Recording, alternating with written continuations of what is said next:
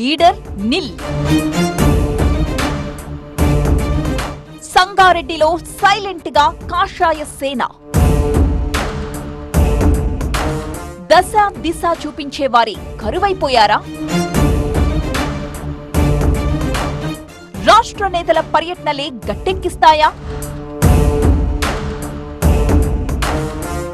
ఉంటే ఉగాది లేకుంటే శివరాత్రి అన్నట్టుగా మారింది సంగారెడ్డి బీజేపీలో పరిస్థితి. అప్పట్లో కాలు పెట్టేందుకు కూడా జాగా లేకుండా నాయకులతో కిటకిటలాడిపోయిన ఇక్కడి పార్టీకి ఇప్పుడు కనీసం చూద్దామన్నా నాయకుడు కరువైపోయాడు. క్యాడర్ లేదా అంటే అదేం లేదు, భారీ సంఖ్యలోనే కనిపిస్తోంది. కానీ లీడర్లు మాత్రం నిల్లన్నట్టుగా మారింది పరిస్థితి.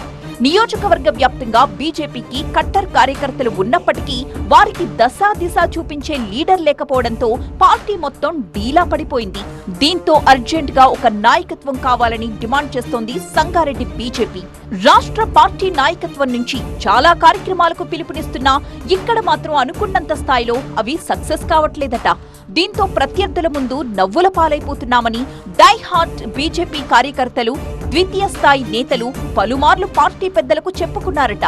పోని మమ అనిపించినట్టుగా కార్యక్రమం చేసేదానికంటే ఊరకుండడమే బెటర్ అనుకుంటూ జిల్లా కేంద్రంలో పార్టీ కార్యక్రమాలు చెయ్యకపోతే తప్పుడు సంకేతాలు వెళతాయని ఆందోళనతో కానిచ్చేస్తున్నారు. ఇక్కడ లీడర్స్ లేక ఏ ప్రోగ్రాం చేపట్టినా దాన్ని సక్సెస్ చేయడానికి రాష్ట్ర స్థాయి నేతలు రావాల్సి వస్తోందట. నియోజకవర్గ వ్యాప్తంగా లీడర్స్ లేరా అంటే ఉన్నారు. కానీ పార్టీని అన్ని విధాలుగా ముందుకు నడిపే సామర్థ్యమే వారిలో కనిపించట్లేదట. మొన్నటి ఎంపీ ఎన్నికల దాకా ఇక్కడ కాషాయ సేన కథనోత్సాహంతోనే కనిపించింది. నేతలు, కార్యకర్తలు ఎంతో ఉత్సాహంగా పనిచేశారు. ఆ తరువాత సీన్ అంతా రివర్స్ అయిపోయిందట. అసెంబ్లీ ఎన్నికల్లో ఎమ్మెల్యే టికెట్ ఆశించిన రాజేశ్వర్ దేశపాండే, పులిమామిడి రాజుల మధ్య తీవ్ర పోటీ నడిచింది. చివరికి పులిమామిడి రాజుకు టికెట్ ఖరారు చేయడంతో రాజేశ్వర్ దేశపాండే బీఆర్ఎస్ లో చేరిపోయారు. అయినప్పటికీ బీజేపీ అభ్యర్థికి గతంలో ఎప్పుడూ రానన్ని భారీ ఓట్లు దక్కడం క్యాడర్లో జోష్ ని తీసుకొచ్చింది. ఏకంగా కమలం గుర్తుకు 20,921 ఓట్లు పడ్డాయట. ఓడినప్పటికీ అభ్యర్థి రాజు ఇక్కడ బీజేపీ కోసం, కార్యకర్తల కోసం గట్టిగానే పనిచేశారన్న పేరొచ్చింది. కానీ ఎంపీ ఎన్నికల్లో ఆయన కూడా కండువా మార్చేయడం పార్టీకి బాగా మైనస్ అయింది. ఎంపీ ఎన్నికల్లో ఇక్కడ సానుకూల ఫలితమే వచ్చింది. మెదక్ ఎంపీగా రఘునందన్ రావు విజయం సాధించారు. అయితే ఆ తరువాతే పార్టీలో అసలు సినిమా మొదలైంది. సంగారెడ్డి బీజేపీలో నాయకత్వ కొరత స్పష్టంగా కనిపిస్తోంది. ఇదే విషయాన్ని నియోజకవర్గంలోని చోటామోటా లీడర్స్, కార్యకర్తలు చాలాసార్లు అధిష్టానం దృష్టికి తీసుకువెళ్లినా ఫలితం లేకుండా పోయింది.